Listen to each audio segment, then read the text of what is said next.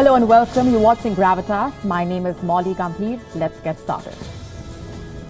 Gravitas, co-presented by Skoda Superb, best in next class.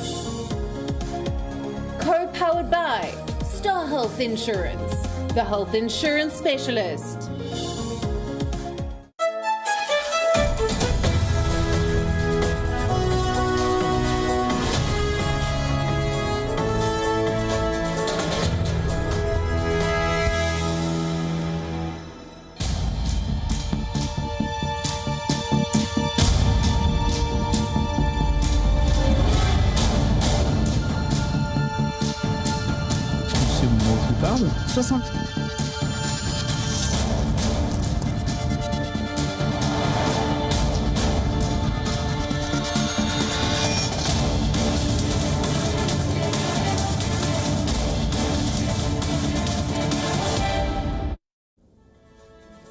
French President Emmanuel Macron is waging a war against radical Islam. He has taken some tough measures.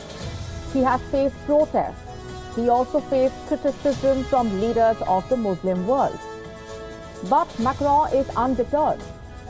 France has now taken another step forward in its clampdown on radical Islam. 76 mosques in the country will now be inspected. These mosques are suspected of separatism. They face closure if the doubts are confirmed. That's not all. Macron is doubling down even while tackling the criticism from countries like Turkey. France is leading the effort to sanction Turkey at the European Union. On Gravitas tonight, we tell you how Erdogan's anti-Macron campaign is backfiring. If these sanctions on Turkey happen, they will be a blow to the country. We tell you how. We also tell you about how the EU's biggest challenge will be how it deals with Turkey. I'm Molly Gambhir, also on the show tonight. 11 months since the Wuhan virus unleashed havoc across the world, we break down for you how China's faulty testing kits and corruption led to the outbreak spiraling out of control in Wuhan and breaching China's borders. It is a Gravitas special report. The UK and Russia are all set to roll out their vaccines. It is the moment the entire world has set its eyes on. That's on our vaccine tracker tonight. As Hong Kong's crackdown on pro-democracy activists intensifies, we decode what this means for the democracy movement. Did an iPhone flaw make your phone prone to hacking? We tell you more, but first, as always, Gravitas Global Headlines. Hong Kong media tycoon Jimmy Lai has been charged with fraud. He will now remain in detention until a court hearing in April next year. Lai's arrest comes a day after prominent pro-democracy activists, including Joshua Wong, were arrested. Ethiopia permits UN agencies to disperse much-needed aid in the northern Tigray province. The move comes after a month of military operations that have killed thousands and displaced more than 45,000 people. U.S. intelligence officials claim Chinese agents are stepping up their efforts to influence Joe Biden's incoming administration. This comes at a time when around 1,000 Chinese researchers have been forced to leave the U.S. amid a crackdown on COVID research theft. U.S. President Donald Trump hints at a third presidential run in 2024. Says we'll see you in 4 years at a White House holiday reception in front of top bureaucrats. Astronomers unveiled the most precise three-dimensional map of the Milky Way galaxy. The map was compiled from data gathered by an observatory for the European Space Agency. It has been scanning the skies since 2013. The new map could offer crucial information on the workings of the Milky Way. Human rights group urge Bangladesh to stop plans to ship Rohingya refugees to a remote island. Bangladesh says moving refugees who agree to go on the island will ease chronic overcrowding in its camps, which are home to more than 1 million Rohingya Muslims. The first group of 400 has left already. Around 170 high-value wild elephants are being auctioned off in Namibia. The government is citing drought and an abundant elephant population as reasons for this strange exercise. Ending decades of speculation, Tamil actor Rajinikanth finally announces his foray into politics. Rajinikanth's political party will be launched in January next year, months ahead of the elections in Tamil Nadu. The actor-turned-politician said an honest, secular and spiritual party would win the upcoming polls. French champions Paris Saint-Germain have kept their Champions League hopes alive with a 3-1 win over Manchester United at Old Trafford. Neymar fired last season's finalists ahead in the 6th minute, but United equalized in the 32nd minute with Marcus Rashford scoring his 3rd goal in 4 games against the Parisians. United wasted chances to take the lead and Marquinhos put PSG ahead in the 69th minute. United were down to 10 men a minute later after Fred was sent off and Neymar completed the win with his 2nd of the night in the 91st minute. The Argentina Rugby Union has reinstated Pablo Matera as captain 2 days after firing him following the emergence of old xenophobic social media posts. Matera and 2 other players, Guido Petti and Santiago Scaloni, were suspended till a disciplinary inquiry was conducted. Matera had apologized for his tweets, which were made between 2011 and 2013, admitting they were written at a time when he was in his teens. The union accepted that the players were immature when the posts were published and reiterated that they should not be judged completely on their past misdemeanors. More than a month ago, France was rocked by 2 terror attacks. A lot has happened since then. The French government began a wide-ranging crackdown on radicals. An imam was punished for propagating terror through TikTok. Leaders of the Muslim world led a vicious campaign against Emmanuel Macron. There were protests, even violence. But all that failed to derail the French president's campaign against Islamism. Now, the French government has launched a massive and unprecedented wave of measures to combat religious extremism. Here is what is about to happen. In the coming days, France is expected to investigate at least 76 mosques. In addition to that, more than 2,600 Muslim places of worship have been flagged. Reportedly, they have been tagged as possible threats to France's republican values and security. France is expected to investigate these places of worship. If the doubts are confirmed, they will be closed down. In addition to that, France is deporting 66 undocumented migrants. They are suspected of radicalization. The French Interior Minister shared an interview today on Twitter. He said more than 200 illegal aliens have been flagged for radicalization. As we told you, 66 were expelled, 46 are in administrative detention centers, 30 under house arrest, and 5 incarcerated. This is a major step in Macron's fight against radical Islam. Back in October, France had temporarily closed the Grand Mosque of Pantin outside Paris. This was after the beheading of Samuel Paty, the teacher who had shown cartoons of the Prophet Muhammad to his class. The mosque had shared a video on its Facebook page. Reportedly, this video was of a man. He had directed verbal attacks at Samuel Paty before the beheading. Allegedly, this man's daughter was in Samuel Paty's class. In that video, he had called Paty a thug and called for other parents to join the campaign against the teacher. Paty's move had triggered outrage among some parents who were calling for his resignation. The gruesome murder of Samuel Paty, followed by the attack in Nice, forced France to push for a law that specifically targets radical Islam. The bill has now been finalized. Reportedly, it will be presented to the French cabinet next week. After that, it will be introduced in the parliament.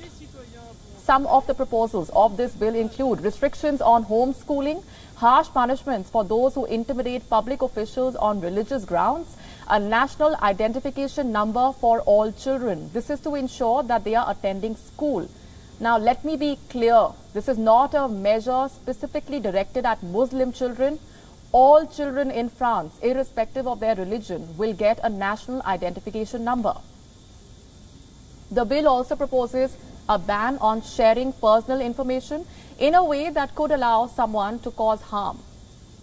It hasn't been smooth sailing for Emmanuel Macron. His government recently had to withdraw a proposed bill that would have curbed the right to film police officers in action. The bill had led to a massive uproar in France, with rights advocates taking to the streets to protest, even when France is battling a second wave of Wuhan virus cases. But the French president has not deviated from his goal, the mission to defeat radical Islam. Last month, he has called for a rapid and coordinated European response to the recent terror attacks.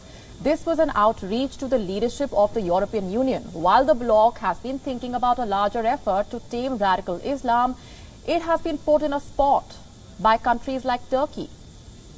Turkey has a trading relationship with the European Union, and it had applied to become a full member. But Turkey's bid for EU membership could now be evaporating. In fact, the bloc is mulling sanctions against Turkey. France could be leading this effort. The French are fighting the war against radical Islam on two levels.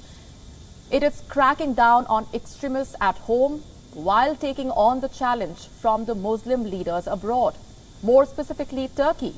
After Turkish President Recep Tayyip Erdogan called for a boycott of French goods, Paris is mounting a diplomatic response to that. Our next report tells you how. For weeks, he berated the French president, even hurled insults. But with these comments, Turkish President Recep Tayyip Erdogan went a step too far. Macron'un zihinsel noktada bir tedaviye ihtiyacı var. İnanç hürriyetinden, inanç özgürlüğünden anlamayan ve kendi ülkesinde yaşayan milyonlarca farklı inanç mensubu insanlara bu şekilde davranan bir devlet başkanına başka ne denilebilir? Öncelikle bir akli noktadan kontrol. This happened almost a month back. The French government immediately decided to recall its ambassador from Turkey. France and Turkey have been at loggerheads over a range of issues, but Erdogan's attack against Macron was a new low. The ties between Turkey and France hit rock bottom when Erdogan called for a boycott of French goods. In the eyes of several European leaders, the Turkish president went a step too far. Now France could be planning a retaliation. Reportedly, the Macron government is leading a diplomatic effort for sanctions against Turkey at the European Union. The plan is to target Turkey over its provocations in the Eastern Mediterranean, a region rich in natural resources, where Greece and Turkey have overlapping claims. The French believe Erdogan has failed to pay heed to the warnings of the bloc. European leaders wanted Turkey to back down from its aggressive gas exploration.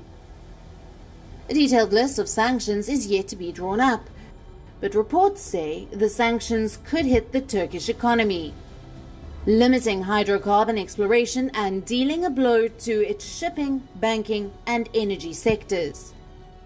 In its fight against Turkey, France should be able to count on Germany for support. Back in October, German Chancellor Angela Merkel appeared before the press. After a meeting in Brussels, she said European powers agree Turkey's actions have been provocative and unnecessary. We agreed that the recent unilateral measures taken by Turkey, which are of course also provocative, are now increasing tensions again instead of easing them. I think it is very regrettable. It is also unnecessary. We should work on the positive aspects of our agenda And it is important that we can follow the path we have set ourselves together with Turkey. Gemeinsam mit der Türkei beschreiten können. But it seems like Turkey is not interested in following Europe's path. Last month, Erdogan paid a visit to northern Cyprus, a disputed territory.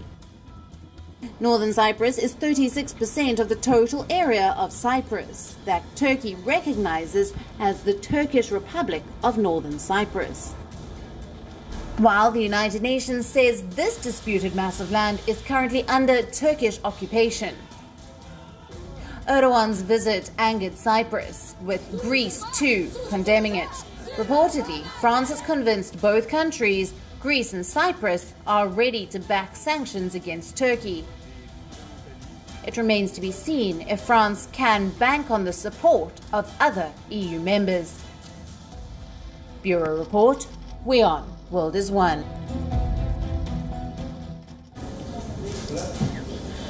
The European Union does not have the most cordial relationship with Turkey.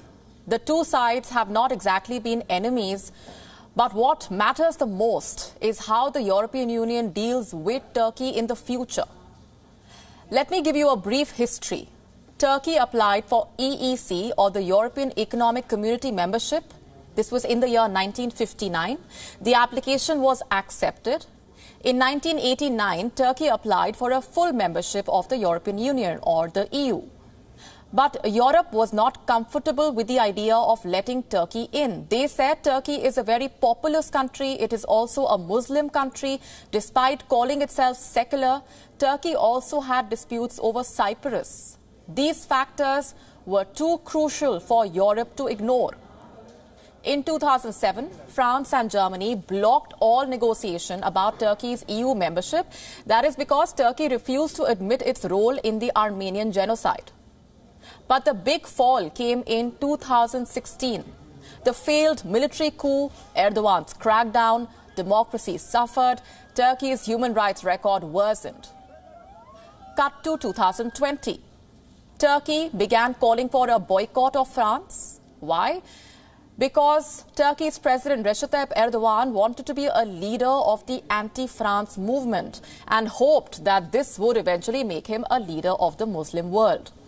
You see, Erdogan wants to be the caliph of the Muslim world. He wants Turkey to be a muscle power Muslim state, and for that he has drawn on the Ottoman history, fueled radicalism, done business with the ISIS, fought for the Muslim Brotherhood, fueled the fight between Armenia and Azerbaijan, bought Pakistan's loyalty with anti-India statements on Kashmir, converted Istanbul's Hagia Sophia into a mosque.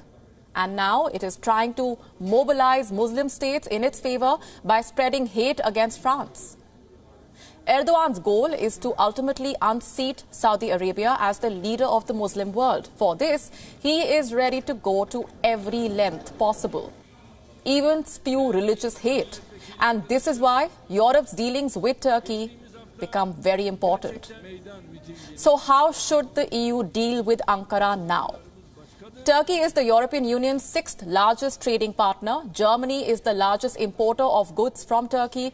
It is also the largest exporter of goods to Turkey. Germany also happens to be the current term president of the European Union. In October this year, Berlin opposed sanctions on Turkey for its unilateral energy exploration in contested waters of the Eastern Mediterranean. But a lot has happened since then. Will Berlin change its mind on sanctions? This is what German Chancellor Angela Merkel told a gathering on the 30th of November. I'm quoting now. We have not made as much progress on the EU-Turkey relationship as we wanted, unquote. Last month, France announced that it would skip European Gymnastic Championships in Turkey due to geopolitical tensions. EU's dealings with Turkey will set an example for other countries that are trying to derail the fight against political Islam. EU's response to Turkey will also suggest how determined and successful Europe is in fighting radical Islam. EU ministers should keep this in mind when they meet on the 10th of December. Panjshir is one of the 34 provinces in Afghanistan. it is known for something that has eluded the rest of the country. That's peace. Panjshir has largely escaped the routine of rocket strikes and drone attacks. It is also home to beautiful valleys and snow-capped peaks. WION's Anas Malik traveled to Panjshir province as part of our special Inside Afghanistan series. This is what he found.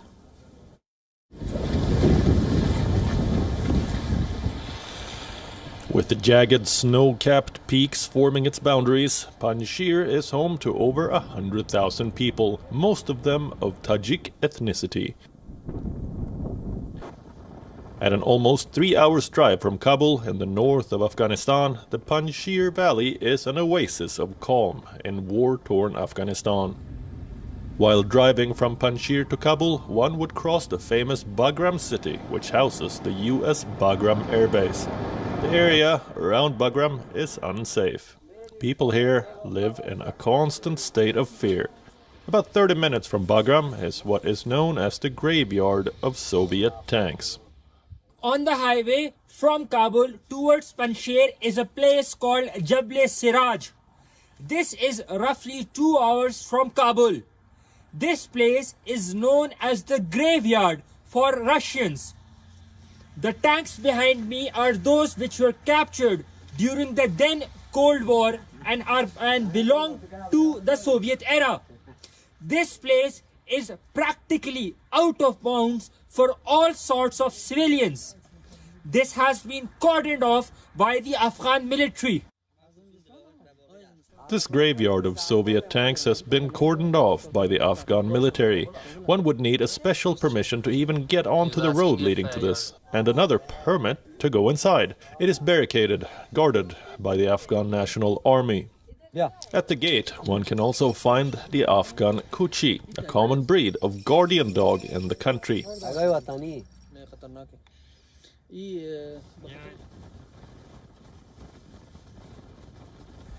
Panjshir is less than 40 to 50 minutes from here. A relatively functional road, snow-capped mountain and some local music will get you there.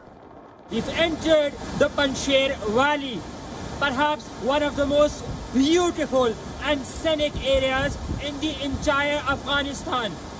This river is known as the Panjshir River, surrounded by snow-capped mountains.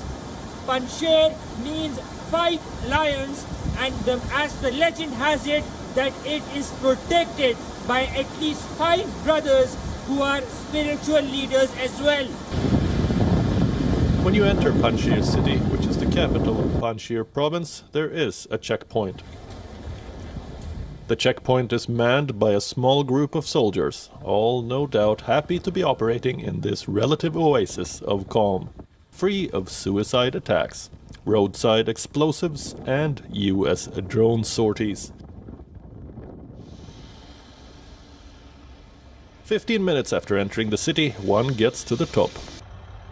This was once the office of Ahmad Shah Massoud, the guerrilla commander. I'm standing at the office of Ahmad Shah Massoud. Ahmad Shah Massoud is hailed as a national hero. Every place you travel in Afghanistan, each city, every street corner has a portrait of Ahmad Shah Massoud. Ahmad Shah Massoud was a guerrilla commander who had resisted the Soviet invasion. He had also led the government militia against the rival militia in 1990s after the Taliban takeover.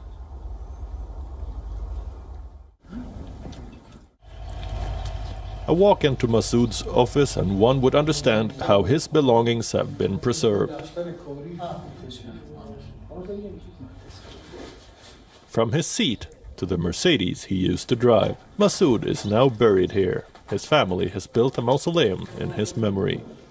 I'm standing inside the mausoleum of Ahmad Shah Massoud. The Lion of Panjshir was buried here after his assassination. This mausoleum has been designed by Iranian architects. Massoud had a taste for scenic views. His office is located on top of Panjshir, with the king's concept in mind.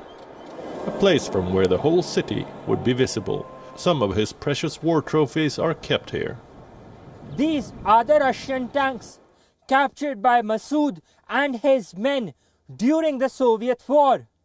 These are among the many which were captured by Masood-led forces.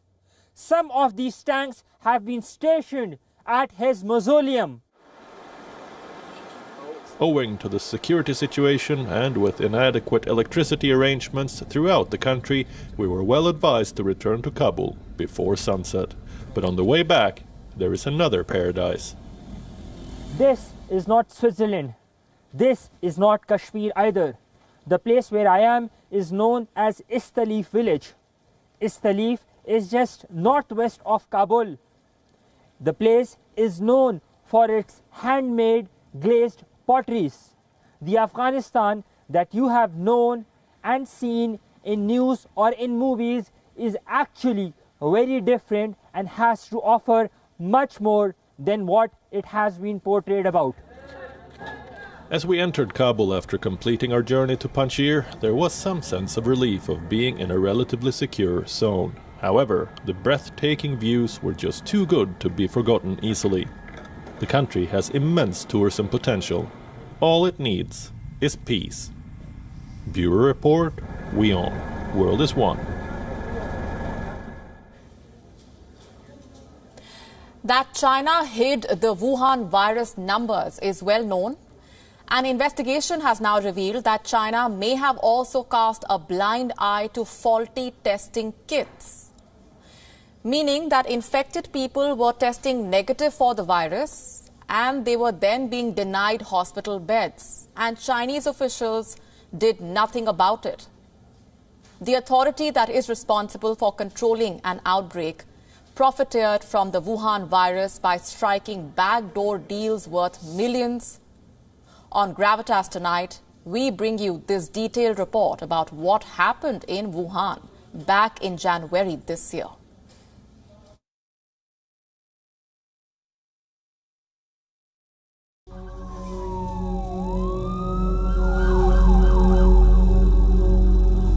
Have you wondered how the Wuhan virus triggered a pandemic? How the outbreak got out of control? And how the Wuhan virus ended up claiming over 1.5 million lives? The answer lies in the city where it all started. There was a rapid spread of the virus. I don't know how it happened.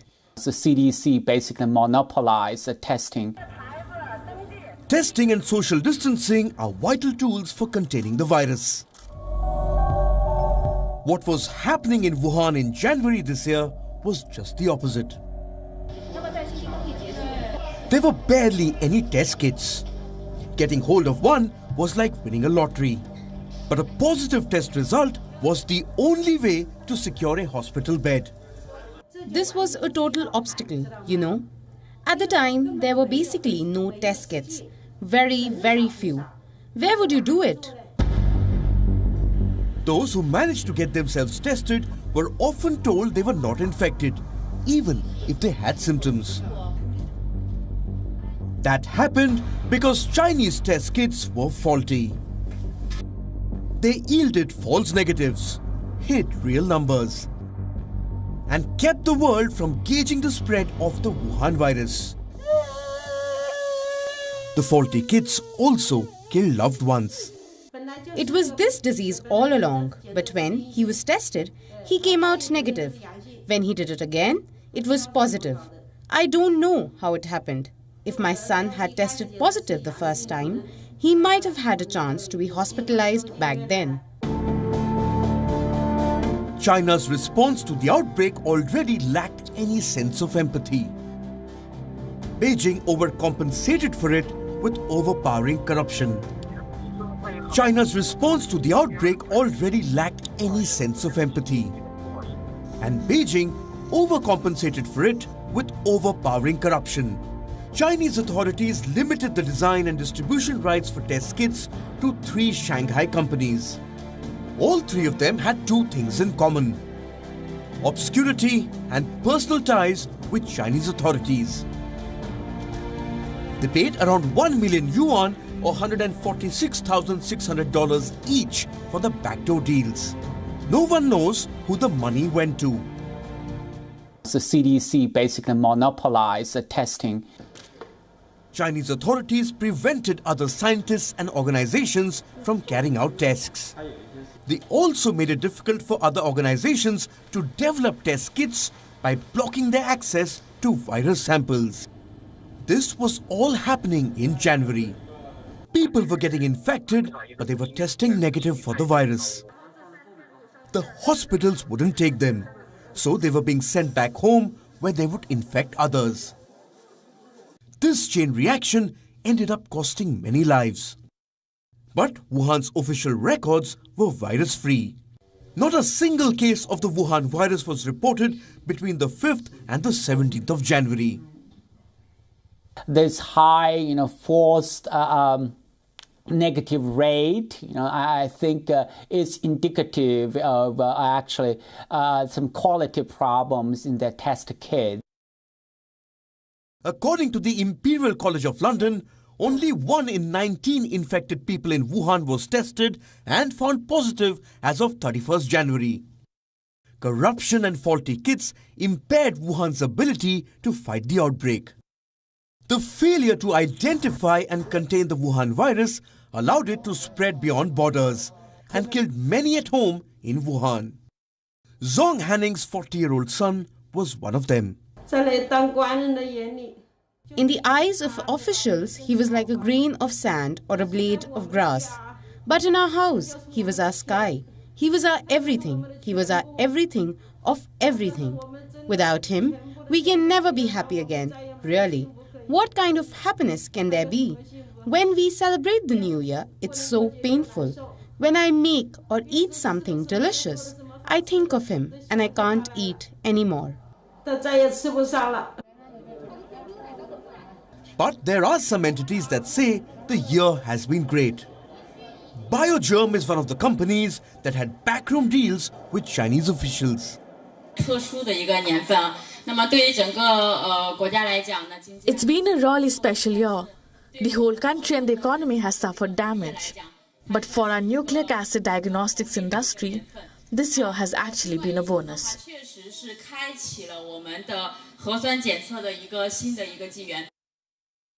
Now you know how the outbreak in Wuhan reached your doorsteps. Bureau Report, WION, World is One. China is undeterred by the global scrutiny over the cover-up in Wuhan. It has been relentless in its crackdown against the whistleblowers. Now, in the same fashion, it is going after the pro-democracy voices in Hong Kong. A day after 3 prominent pro-democracy activists were jailed, Hong Kong's media tycoon Jimmy Lai has been detained. He has been slapped with charges of fraud. Jimmy Lai tried to move for bail, but it was denied. He has been jailed till April next year, when the next hearing is scheduled. Jimmy Lai is the owner of Apple Daily, a tabloid known for its critical coverage against the Communist Party.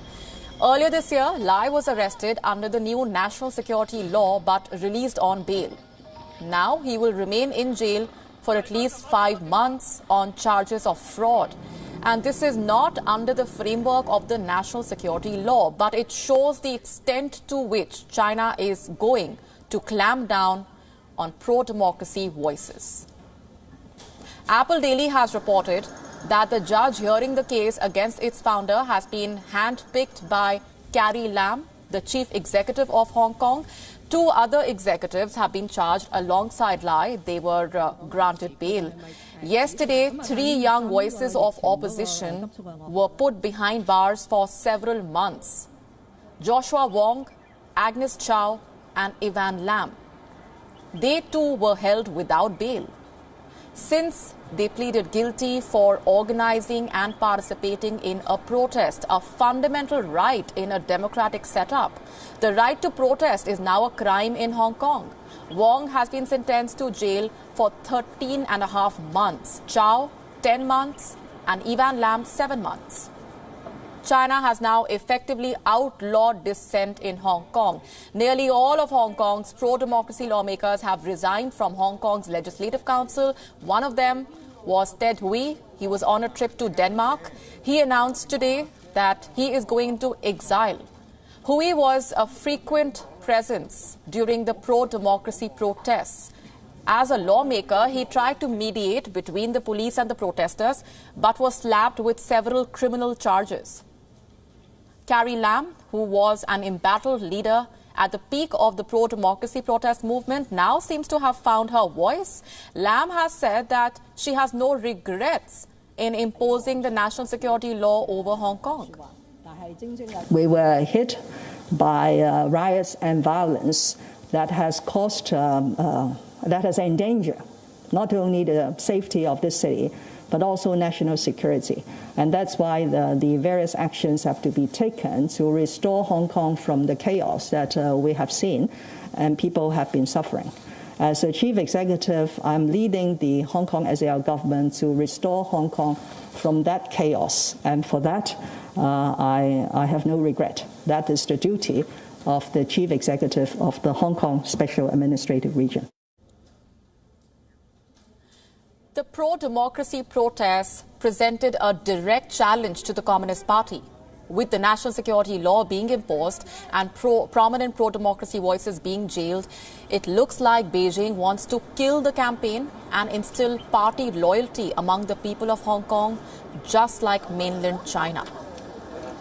Last month, Hong Kong's Education Secretary introduced a new plan. New classes will be introduced in places of learning that will include more national education, quote-unquote, that focuses on the positives of China. The first target is the subject of liberal studies. The program will be renamed and the students will be required to visit mainland China. A clear and brazen assault on the autonomy of Hong Kong. The editor of Chinese mouthpiece Global Times is facing a major charge.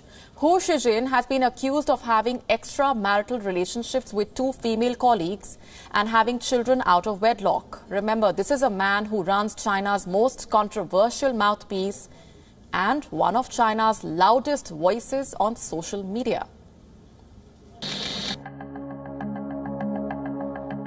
Hu Shijin likes to call himself a journalist. To the world, he is synonymous with controversy. Hu Shijin is known for his loud parroting of Chinese propaganda.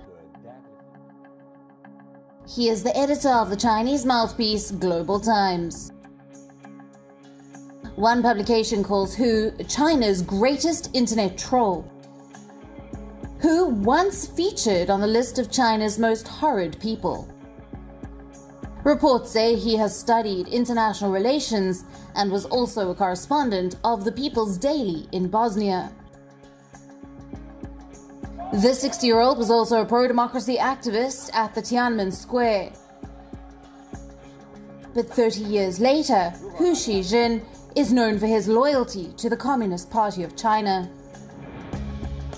The reformed comrade now refers to Hong Kong's pro-democracy activists as ISIS-like terrorists. In short, Hu is a big deal in China and one of the most prominent voices of the country. In the last few months, he has exceeded expectations in proving his loyalty to Chinese President Xi Jinping. Hu has rather interestingly lectured WION on journalism, called Australia all sorts of names, tried to provoke India, spread fake news about the Wuhan virus, brainstormed on how China can win a battle in the South China Sea, and celebrated the bravado of the Chinese troops by endorsing their cooking skills. Winter surely is a good time for hot pot, but this winter, Hu Shijin may be in a soup. Hu has been accused of having extramarital relationships with two female colleagues. The 6-year-old has been accused of having children out of wedlock. It's all blackmail, says Hu. adding he has been set up by his deputy editor Maggie Duan Jingtao in what he calls a forced clarification, who has penned down an episode from October the 27th. Comrade Duan Jingtao came to my office, talked to me and directly asked me to resign as the editor-in-chief of the Global Times and be replaced by her. The deputy editor has filed a complaint with China's anti-corruption watchdog. She claims Hu Xijin has violated Communist Party disciplinary rules. Hu says the matter involves the reputation of the Global Times. We do not know who is speaking the truth, but there's one thing we know for sure. Hu Xijin need not worry about his paper's reputation. If you know, you know. Bureau Report, WION, World is One.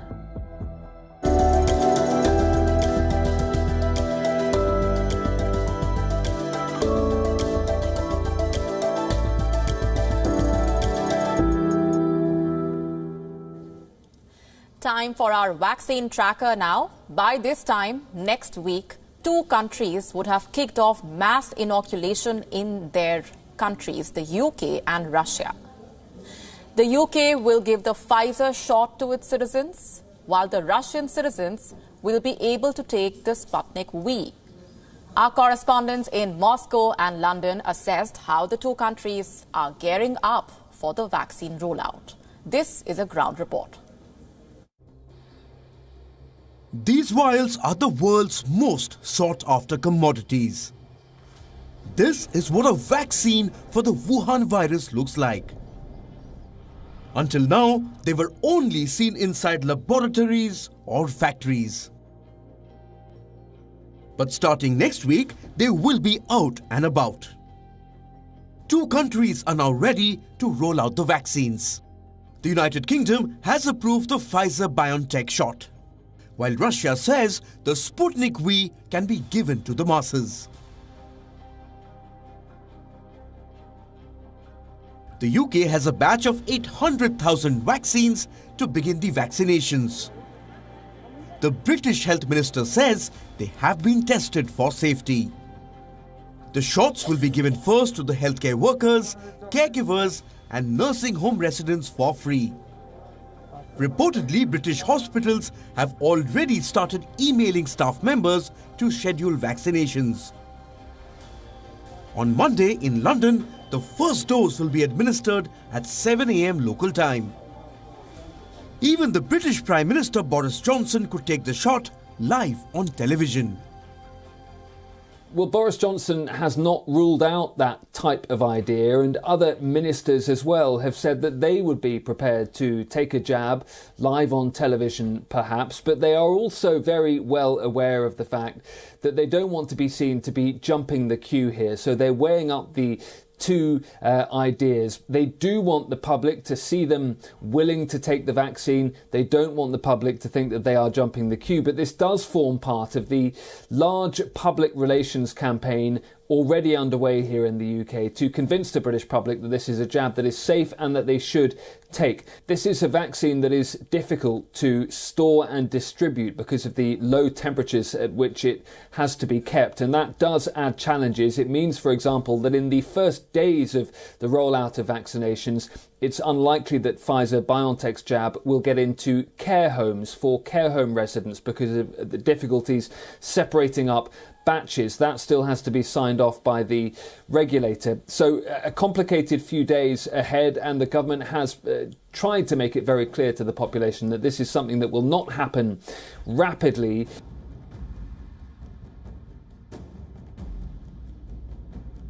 Soon after the announcement from the UK, Vladimir Putin said even Russia is ready for the jab. Since August, the Russian president has been touting the Sputnik V as the world's first registered vaccine. Putin expects that Russia would have produced more than 2 million doses in the coming days. Reportedly, they are expected to be given first to healthcare workers and teachers. Just like the United Kingdom, Russia too will give the vaccine for free.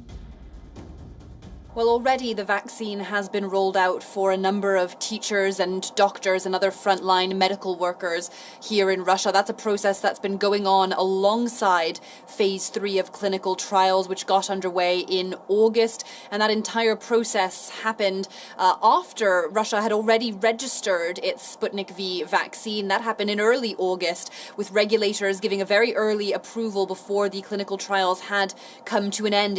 Indeed, they still haven't come to an end. But nevertheless, Russia has said that it's pretty satisfied with the data that it's been seeing and is ready to start rolling out Sputnik V more widely. So starting from tomorrow, it will be possible to sign up for a vaccination slot here in Moscow. They'll be opening 70 different vaccination points. And in the early days, it'll still just be teachers, doctors. They're widening the criteria slightly to government workers with client-facing roles, people who engage with members of the public frequently. It's not being fully rolled out to the general public just yet, but we're expecting that to happen in the next couple of weeks.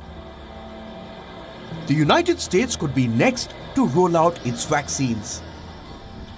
While India is expected to begin mass inoculations in the first 3 months of 2021, these vials will be in short supply early on.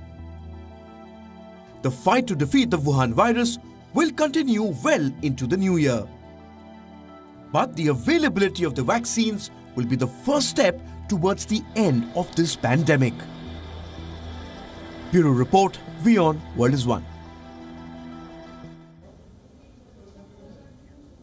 If you own an Apple iPhone or are thinking of buying one, this could be a cause for concern. Apple's iPhones and other products are highly sought after. Many believe that the iOS is a more secure operating system. That is one reason why Apple products also carry a hefty price tag. But what if you were told that Apple has a security flaw that could turn your phone into a surveillance tool? A Google researcher has spilled the beans. Take a look.